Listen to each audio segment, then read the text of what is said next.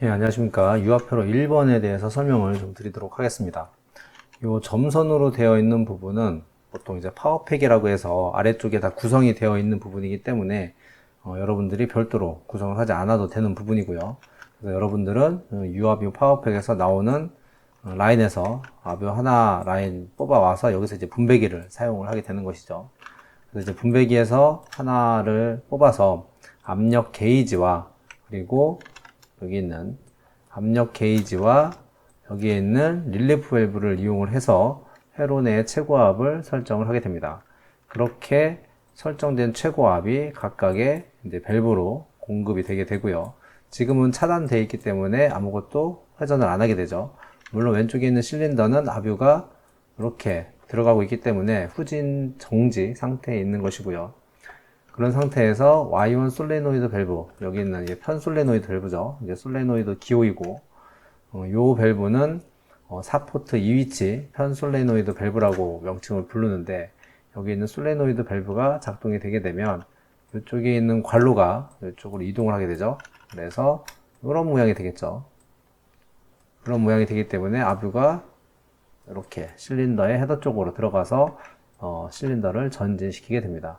그럼 차여져 있던 유체는 이렇게 빠져나와서 탱크로 오일 탱크죠, 이게.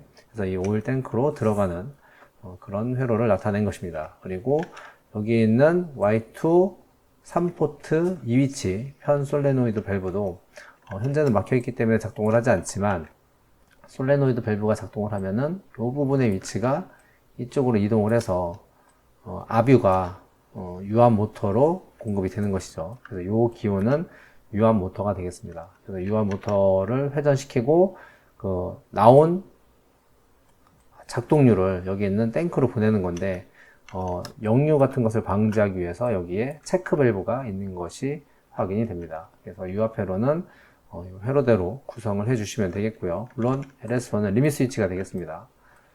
실린더가 후진되었는지 또는 실린더가 전진되었는지를 체크하는 그런 회로가 되겠습니다. 아래는 전기 시퀀스 회로인데 보시는 것처럼 이 편 솔레노이드의 가장 기본적인 시퀀스 설계 방법을 택했습니다. 그래서 이 시퀀스 회로를 보실 때는 이 통으로 보시면은 조금 수월하게 보실 수가 있습니다. 왜냐하면 이 스테퍼 회로 설계 기법상 릴레이 하나가 동작 하나이기 때문에 K1 동작, K2 동작, K3 동작으로 나눠줄 수 있고요. 이러한 경우 편술로 된 경우에는 보통 앞에 있는 릴레이의 접점이 다음 동작에 이렇게 앞쪽에 A 접점으로 따라오게 됩니다. 이유는 스테퍼, 즉 순차적인 제어를 해야 되기 때문에 앞에 릴레이가 동작이 되었느냐를 체크를 하기 위해서 앞에 릴레이에 A 접점이 하나씩 들어오게 되어 있는 거죠. 그렇게 해서 K1, 2, 3 동작이 마무리가 됐으면 처음부터 다시 K1부터 들어와야 되기 때문에 보통은 여기 있는 마지막 릴레이의 B 접점으로 이 부분을 차단을 시키게 돼 있어요. 그래서 여기를 자기유지를 끊어서 처음부터 다시 K1, K2, K3가 다시 동작되도록 반복되도록 그렇게 회로를 구성하는 기법이 이 편솔레노이드의 스테퍼 회로 설계 기법인데 이 부분이 잘못된 거죠. 여기 처음에 회로가 처음에도 오프가 돼 있어서 이 부분이 떨어져 있으면 PB1을 눌러도 전기가 K1으로 들어가지 않겠죠. 그래서 이 부분이 잘못된 부분이 되겠습니다. 그래서 이 부분을 K3 비접점으로 구성을 해 주시면 되겠습니다. 그리고 많이들 배선을 할 때 틀리시는 부분인데 이 부분은 LS1 이 부분이죠. 현재 이게 눌려 있기 때문에 눌린 모습을 나타낸 것입니다. 그래서 이것은 눌려 있는 상태에서 붙었기 때문에 이 부분은 LS1의 A 접점을 사용하라는 얘기입니다. 그래서 이 부분 많이 틀리시는 부분이니까 주의를 해서 연결을 하시면 되겠습니다. 네, 그렇게 해서 완성된 회로도가 이렇게 되는 거죠. 그래서 이 부분이 원래는 A 접점이었는데 B 접점으로 변경해서 동작을 시키시면 되겠습니다.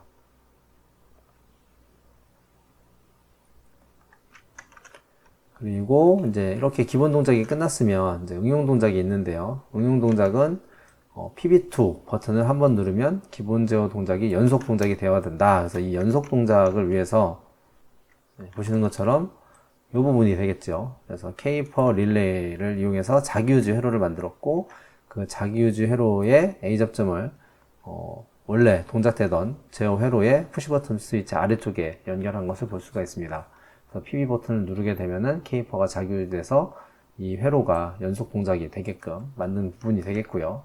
그 다음에 두 번째 조건이 똑같은 버튼이죠. 위에도 PB2고 아래도 PB2가 되겠죠. 그래서 PB2를 다시 누르면, 즉 두 번째 누르면 초기 상태가 되어야 된다고 되어 있는데, 같은 버튼으로 두 가지 동작을 구현하기 위해서 카운터를 사용을 한 겁니다.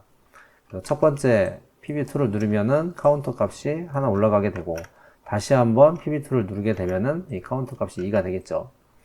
물론 이제 회로에서는 지금 PB2가 이렇게 나눠져 있는데, 우리 보통 스위치 모듈에 스위치 접점이 A 접점 2개, B 접점 2개로 구성이 되어 있기 때문에 그 부분을 나눠서 이렇게 그린 겁니다.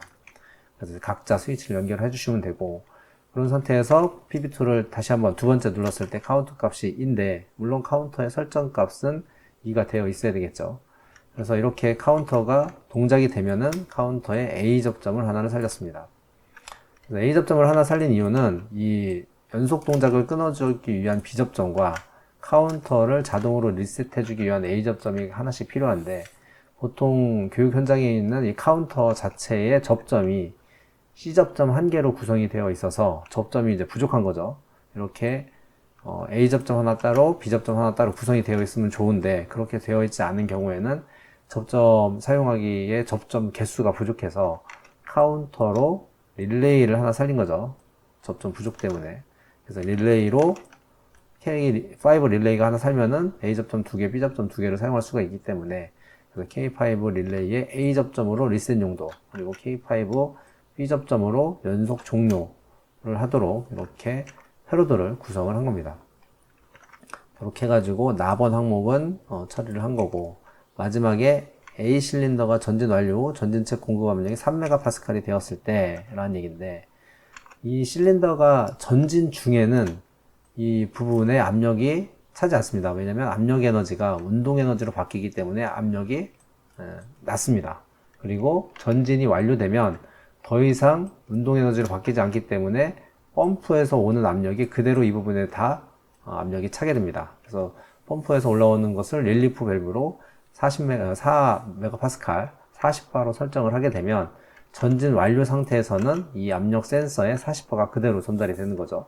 그래서 이 압력 센서를 30바에 맞춰놨다면, 이 부분이 이제 센서가 이 압력 스위치가 작동을 해서 압력 스위치에 A 접점이 작동을 하게 되면 K2 릴레이가 작동을 해서 그 다음 동작이 이루어지게 되게끔 하는 그런 회로가 되겠습니다. 그래서 이렇게 구성을 하시면 되고요.